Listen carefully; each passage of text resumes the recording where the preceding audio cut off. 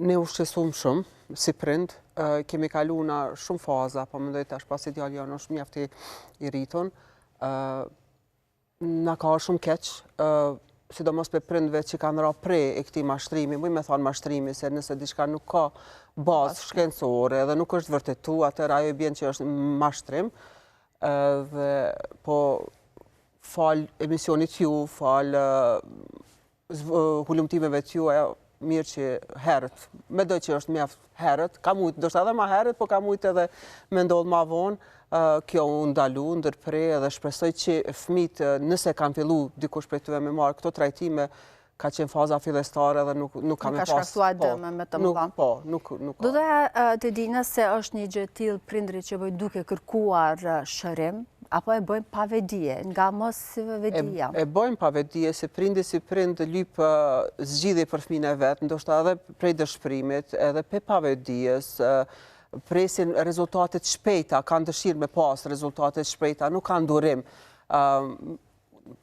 Po supozoj që shumica për tyre i kanë pas duke i trajtu dikon me ndonjë institucion, po kanë shpresu që shpejt do të përmirësohen, ose mos tom do të shërohen, se kjo nuk ka shërim, po edhe marrin rrugë tjera, alternative të shpresu se ndoshta diçka tjetër i ndihmon.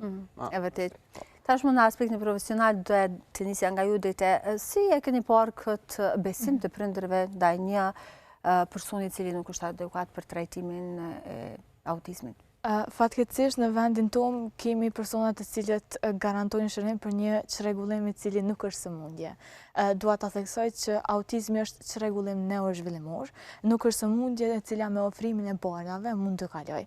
Është çrregullim neurozhvillimor i përhershëm. Mënyra vetme se si mundemi të ndihmojmë persona me autizëm është ofrimi i terapive të ndryshme.